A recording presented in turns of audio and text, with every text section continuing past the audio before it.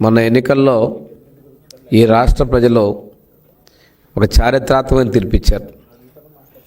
దీని ఉద్దేశం ఒక అరాచక శక్తిని తరిమి కొట్టాలి, ఆంధ్రుల మీద ఉన్నటువంటి ముఖ్యంగా మన ఆంధ్రప్రదేశ్ రాష్ట్రంలో ఉన్న ప్రజల మీద ఉన్నటువంటి అప్పులు అరాచకాలు తట్టుకోలేకనే ఎన్డీఏ ప్రభుత్వానికి అవకాశం ఇచ్చారు. మీ ప్రభుత్వం హయాంలో 5 సంవత్సరాల్లో ఒక్క అభివృద్ధి చేశారా మీరు అడుగుతాను నేను. మీరు చేసినటువంటి అప్పులు సుమారుగా తీసుకుంటే మనకి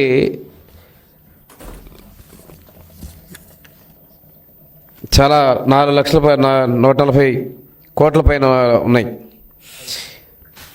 ఈరోజు తీసుకున్న పరిస్థితుల్లో ఈ 7 నెలల్లోనే 5 సంవత్సరాల అభివృద్ధిని మేము చేసి చూపించాం.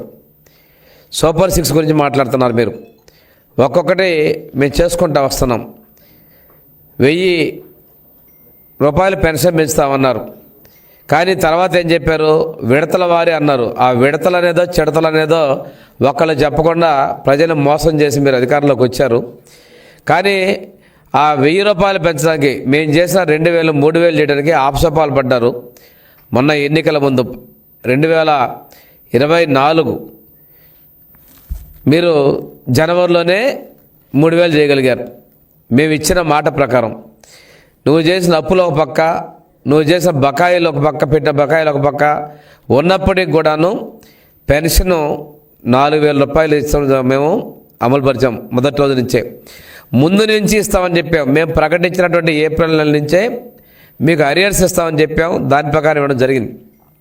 ఈ భారతదేశంలో ఏ రాష్ట్రము ఇవ్వనంత విధంగా అత్యధిక మొత్తంలో పెన్షన్ ఇస్తున్నటువంటి ప్రభుత్వం చంద్రబాబు నాయుడు ముఖ్యమంత్రిగా ఉన్నటువంటి ఎన్డీఏ ప్రభుత్వం అనే విషయాన్ని మీరు గమనించుకోవాలి.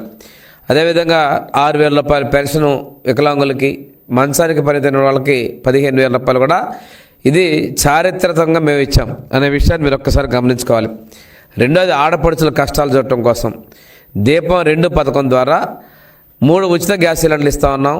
మొదటి స్లాట్లో అందరికీ కూడా మేము ఇప్పుడు గ్యాస్కి ఉచితంగా 90 లక్షల మంది జనాభాకి ప్రజలకి కుటుంబాలకి మేము ఇది ఇవ్వడం మొదలుపెట్టాం. ఇది చూసి మీరు ఓర్చుకోలేక ఏదో ప్రగల్భాలు మాట్లాడారు. కానీ ప్రజలు తిప్పి కొడతామన్న విషయాన్ని ఒకసారి గమనించుకోవాలి. అసెంబ్లీలో మేము అడిగాం, అన్నా క్యాంటీన్లు పేదలకు అన్నం పెట్టి అన్నా క్యాంటీన్లు మీరు ఎలా మూసేస్తారండి అని అడిగితే ఆ రోజు మీరు నిర్లక్ష్యంగా మాట్లాడారు. మేము చెప్పిన మాట ప్రకారం ఇది మా సూపర్ 6ల హామీనే. అన్నా క్యాంటీన్లు తిరిగి ప్రారంభించాం. ఈ పెంచినవి కాకుండా ఇంకా అదనంగా కూడా ప్రతి నియోజకవర్గానికి ఒక అన్నా క్యాంటీన్ ఉండే విధంగా రూరల్లో కూడా మొన్ననే క్యాబినెట్ తీర్మానం చేసాం. త్వరలో కూడా పూర్తి స్థాయిలో ఇస్తున్నాం.